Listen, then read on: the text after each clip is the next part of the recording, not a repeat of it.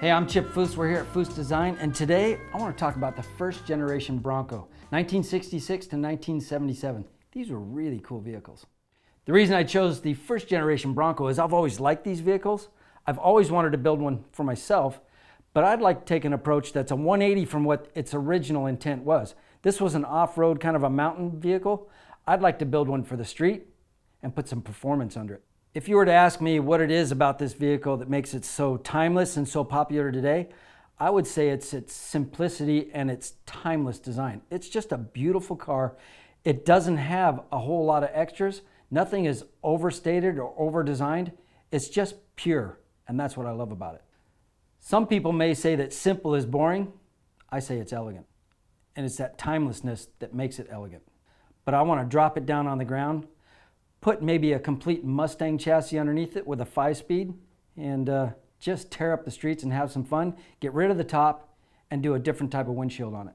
The first sketch I'm going to do is just trying to get the proportions of the vehicle, and then I'll start putting in some of the details of what I'm thinking. Then I'll overlay it, clean up something, and throw a little color on it.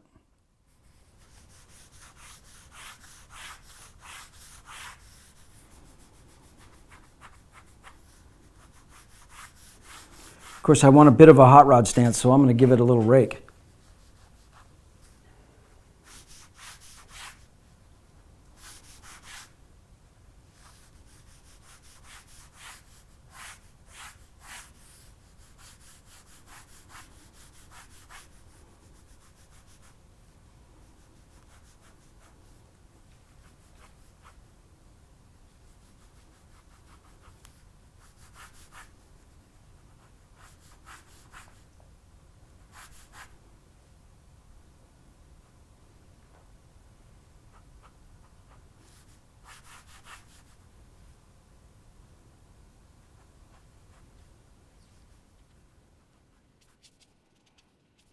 You notice I started with just a basic box.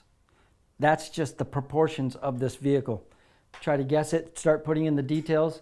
As you put in the details, you might see that, wow, that door is going to be a little short. I'm going to need to stretch it out that way. That's the purpose of the overlay. You know, it's not what I call tracing. I'm just drawing, but I'm adjusting as I go with the overlays.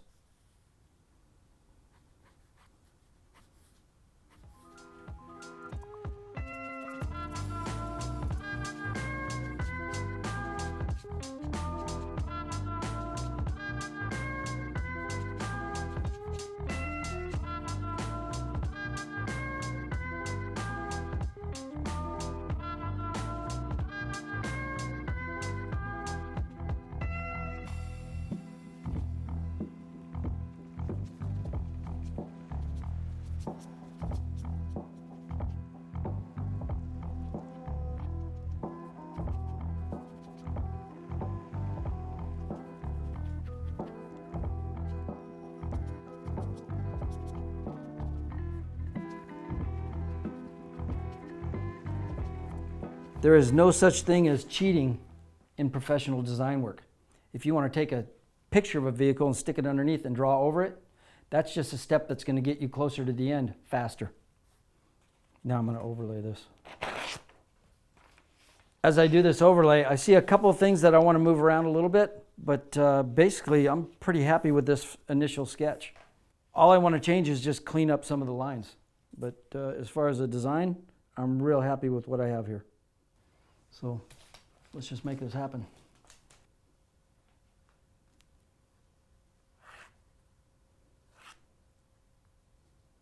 I've wanted one of these for a long time. I've been picturing it in my head, so it's easy for me to get this down. If it was a car that I hadn't even looked at, I might do several sketches before I had a direction.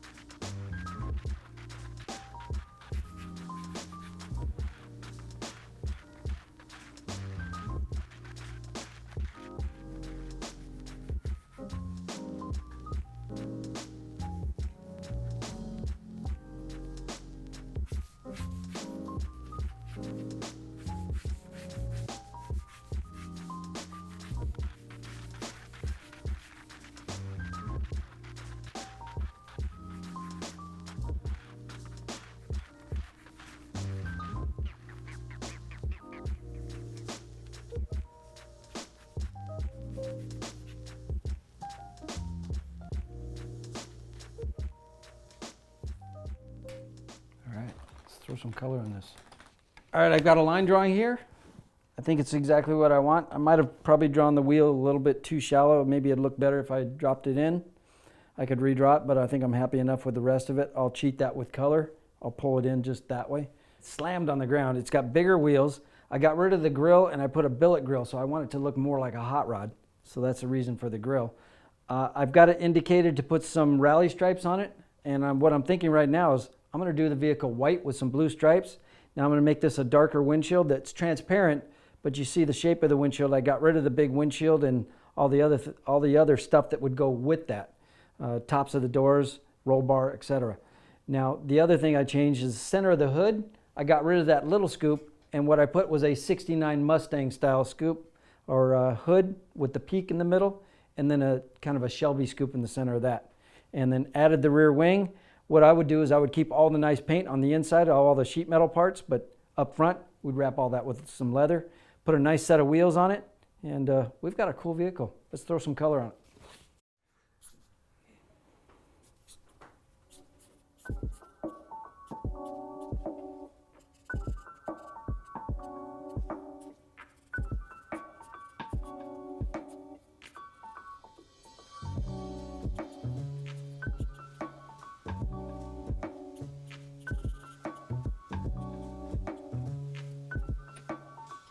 What I'm doing on the grill here is I'm going to add a billet style grill. In the aftermarket world or the hot rod world, when you want to build something that doesn't exist, you might get a chunk of billet aluminum and carve it out of that. You might just buy some aluminum bars and you stack those bars one on top of each other.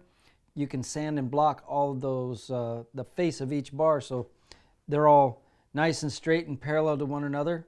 But in the end, you have something that is a solid material that is all welded together and looks like something that could have been produced.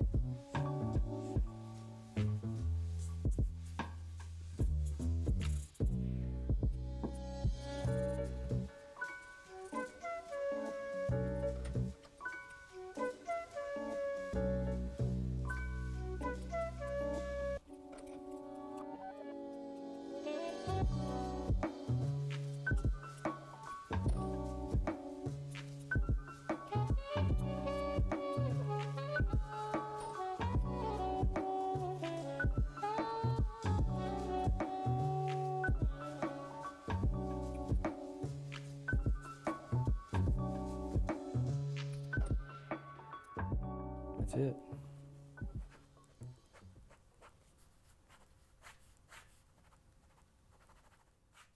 So that's what I'd like to do to a first generation Bronco. The reason for the blue and white paint scheme, to me it's such a simple body that I don't want to complicate it with color. Plain white is all it needs. The blue stripes, that's Ford.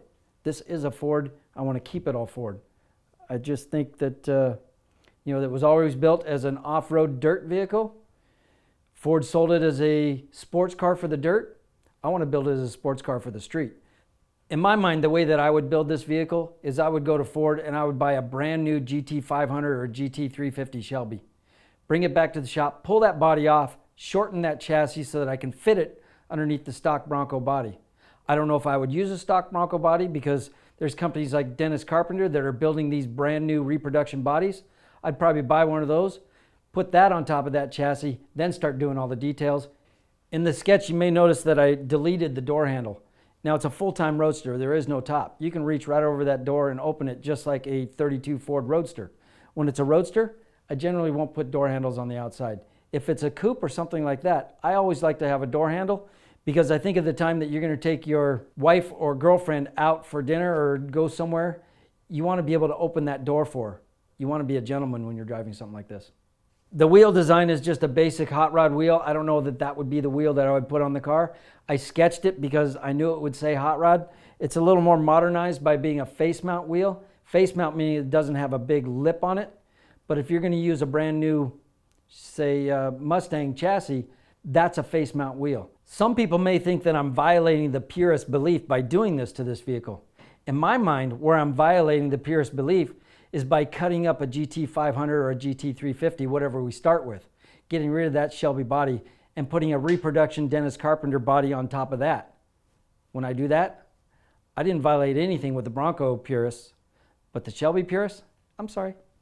Other than getting rid of the windshield and all the top and the roll bar, what I would like to do is cut the center of the Bronco hood out and put a Mustang hood in the center and keep that scoop with maybe a Shelby, and you know, it ties in with the graphics as well. But you know, these vehicles, you could buy them originally with an inline six, some of the other small Ford V8s. By going with the new Shelby vehicle, you're putting a Coyote motor in here with plenty of horsepower. This would be one fun vehicle to drive.